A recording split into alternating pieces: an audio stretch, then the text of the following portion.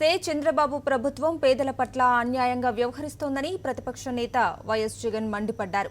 విజయవాడ రామవరప్పాడు బాధితులను కలిసిన వైఎస్ జగన్ వారి బాధలను అడిగి తెలుసుకున్నారు. ఇన్నర్ రింగ్ రోడ్ కోసం ఇల్లు తొలగించాలంటూ నోటీసులు ఇచ్చారని బాధితులు జగన్తో వాపోయారు.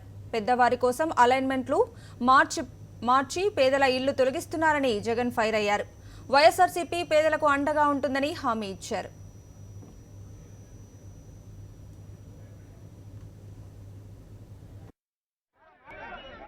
రాజధాని నడిబొడ్డున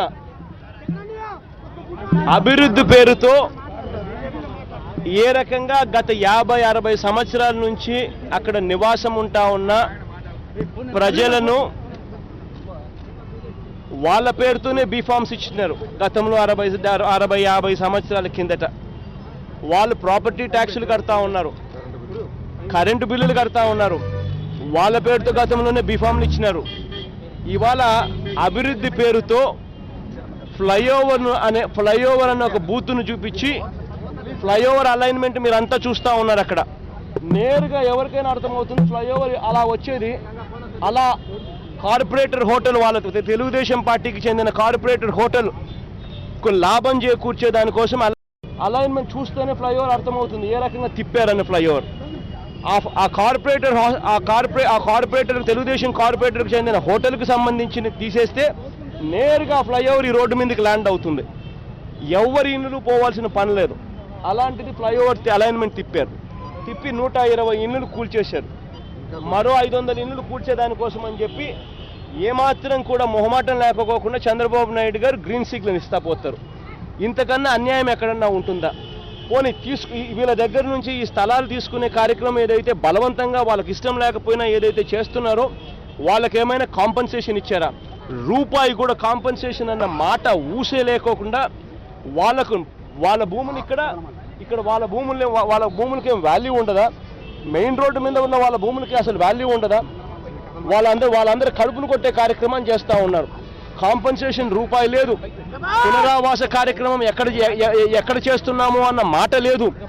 వేరే చోట ఎక్కడైనా కానీ కాంపన్సేషన్ పూర్తిగా ఇచ్చి మార్కెట్ విలువ ఎంతైతే ఉందో ఆ మేరకు పూర్తిగా మార్కెట్ విలువ ఇచ్చి పూర్తిగా కాంపన్సేషన్ చేసి వేరే చోట వాళ్ళకి ఇల్లులు కట్టించి ఆ తర్వాత ఎవడైనా కానీ ఏదైనా ఇటువంటి కార్యక్రమం ఆలోచన అన్నా కానీ చేసినా కానీ కాస్తో కూస్తో కొద్దో గొప్ప అర్థం ఉందనుకోవచ్చు. ఇలా ఇవాళ చంద్రబాబు నాయుడు గారు ఇలా కాంపన్సేషన్ గురించి మాట్లాడడం లేదు. వాళ్ళకి ఇష్టం లేకపోయినా బలవంతంగా వాళ్ళ ఇల్లును లాగేసుకు వాళ్ళ ఇల్లును బుల్డోజర్ పెట్టి తీసేసినాడు.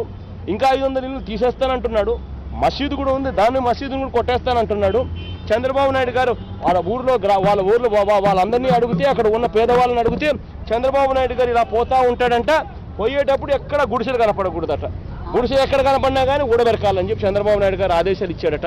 ఎక్కడ చిన్న షాపులు కనపడినా ఉండకూడదట. అక్కడ పెద్ద మాల్స్ మాత్రమే ఉండాలట. ఇంత దారుణంగా ప్రజల నోట్లో నుంచి ఈ మాటలు వస్తున్నాయనంటే చంద్రబాబు నాయుడు గారు ఎంత దారుణంగా చేస్తూ ఉన్నాడు అనేది ఇది ఒక నిదర్శనం. ఇవాళ ఇదే విజయవాడలో ఇదే కృష్ణా జిల్లాలోని సనత్ నగర్, తాడిగడప, యనమల కుదురు, ఇవాళ రామవరప్పాడు, నిడమానూరు, నైనవరం అన్ని చోట్ల కూడా ఇదే రకంగానే భూములు లాక్కుంటా ఉన్నాడు. ఇదే రకంగా రైతులకు రూపాయి కూడా కాంపన్సేషన్ ఇవ్వడం లేదు. ఇదే రకంగా ఇల్లు కోల్పోయిన వాళ్ళకు రూపాయి కూడా కాంపన్సేషన్ ఇవ్వకోకుండా బలవంతంగా అధికారం ఉంది కదా అని చెప్పి లాక్కునే కార్యక్రమం చేస్తూ ఉన్నారు. దీన్ని గట్టిగా వ్యతిరేకిస్తాం. కోర్టులకు పోతాం. కోర్టులకు పోవడమే కాకుండా ఇక్కడ రిలే నిరాహార దీక్ష కార్యక్రమాలలో వైఎస్ఆర్సీపీకి చెందిన అందరు సీనియర్ ఎమ్మెల్యేలు, అందరు లీడర్స్ మొత్తం అందరూ పార్టిసిపేట్ చేసి ఇక్కడ ఉన్న వాళ్ళకు తోడుగా ఉంటాము. వైఎస్ఆర్ కాంగ్రెస్ పార్టీలకు అందుబాటులో ఉంటుంది, తోడుగా ఉంటాము.